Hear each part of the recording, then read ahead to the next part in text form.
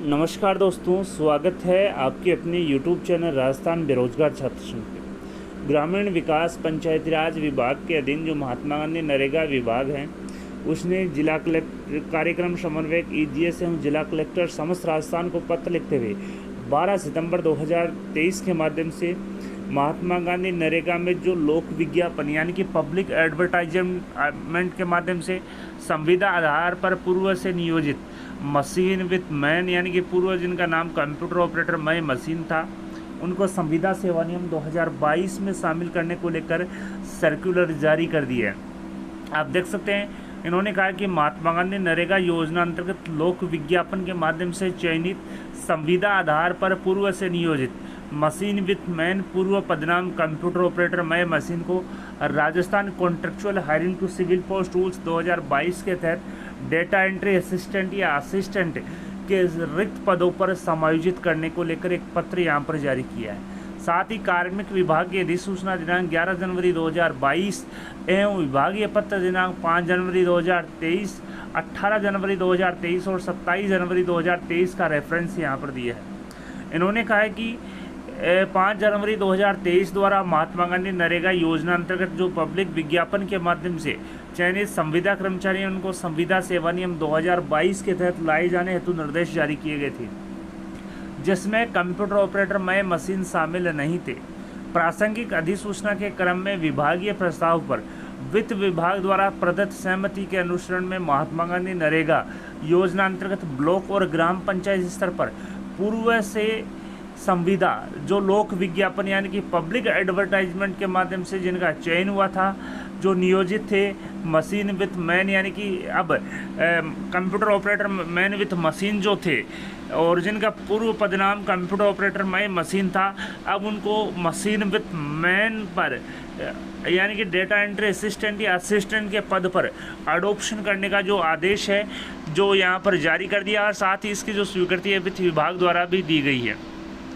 अब देख सकते हैं, पूर्व जो पदनाम था कंप्यूटर ऑपरेटर मय मशीन यानी कि जिनको बोला जाता था मशीन विथ मैन, और जो पब्लिक विज्ञापन के माध्यम से संविदा आधार पर कार्य कर रहे थे, अब इनको डेटा एंट्री असिस्टेंट यानी जिला और ब्लॉक स्तर के रिक्त पदों पर अडोप्शन किया जा रहा है संविदा सेवा नियम 2022 में, और जो इनका जो पारिश्रमिक है वो 10,400 रुपये तय किया गया है।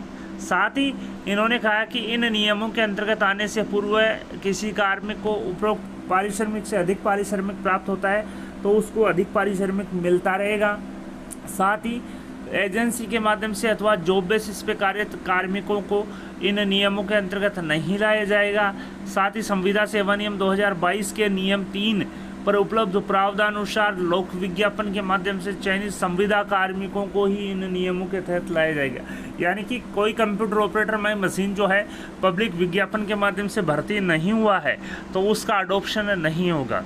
साथ ही कार्यरत संविदा कार्मिकों को पद के लिए निर्धारित शैक्षणिक योग्यता एवं अनुभव की शर्त पूरी करने पर ही इन नियमों को जो CSR रूल्स 2022 हैं उनके अंतर्गत लाया जाएगा। साथ ही 9 व 18 वर्ष पे जो डेटा एंट्री सहायक हैं यानी कि जो कंप्यूटर ऑपरेटर मय मशीन है जिनका अब पदनाम डेटा एंट्री असिस्टेंट किया गया है यानी इनकी डेटा एंट्री सहायक किया गया है, 9 वर्ष पूरे होने पर इनका पदनाम डेटा एंट्री सहायक ग्रेड सेकंड मानदेय 18,500 और 18 वर्ष पूरे होने पर पदनाम डेटा एंट्री सहायक ग्रेड फर्स्ट मानदेय 32,300 रुपये होगा। साथ ही इन्होंने कहा है उपरोक्त पारिश्रमिक वृद्धियां 9 व 18 वर्ष पर प्राप्त पारिश्रमिक में 2 वार्षिक वृद्धि जोड़कर निर्धारित की जाएगी। साथ ही उपरोक्त निर्धारित किया गया उच्चतर पारिश्रमिक निम्नांकित शर्तों के अधीन यहाँ पर रहेगा। यानी कि जो हायर रेम्यूनरेशन है वो इन शर्तों के अधीन रहेगा। कौन सी शर्तों के अधीन? जिन संविदा कार्मिकों का पूर्व में पारिश्रमिक सुरक्षित किया गया है उन कार्मिकों को क्रमशः 9 व 18 वर्ष की इन नियमों में सेवा पूर्ण करने पर यदि प्राप्त पारिश्रमिक उपरोक्त निर्धारित पारिश्रमिक से अधिक है तो ऐसे कार्मिकों को उन्हें प्राप्त पारिश्रमिक में 2 वार्षिक वेतन वृद्धियाँ जोड़कर पारिश्रमिक का निर्धारण किया जाएगा।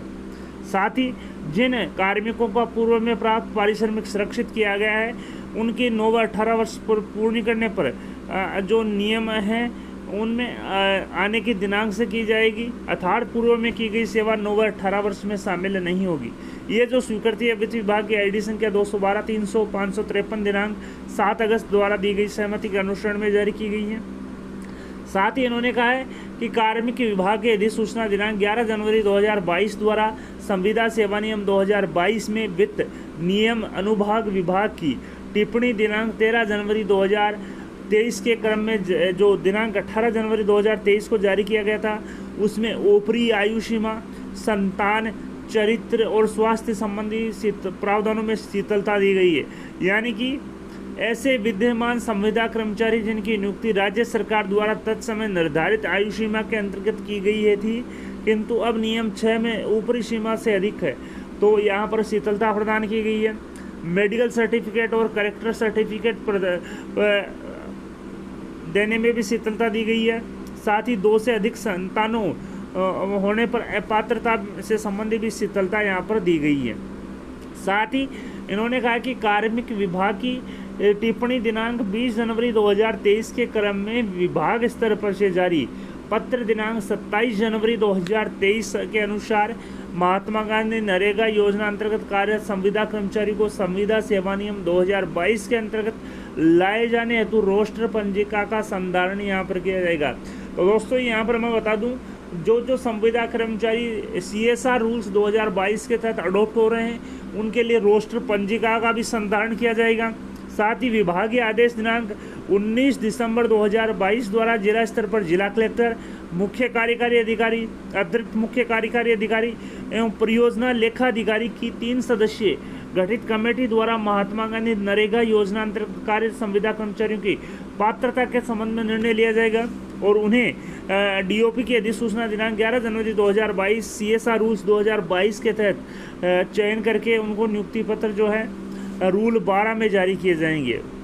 साथ ही आप देख सकते हैं उपरोक्त जो जिला स्तरीय कमेटी है उनके द्वारा क्या कार्रवाई की जाएगी। महात्मा गांधी नरेगा योजना अंतर्गत कार्य संविदा कर्मचारी को संविदा सेवा नियम 2022 के अंतर्गत लाए जाने हेतु कार्मिक विभाग की अधिसूचना दिनांक 11 जनवरी की पूर्ण पालना की जाएगी, स्क्रीनिंग की जाएगी।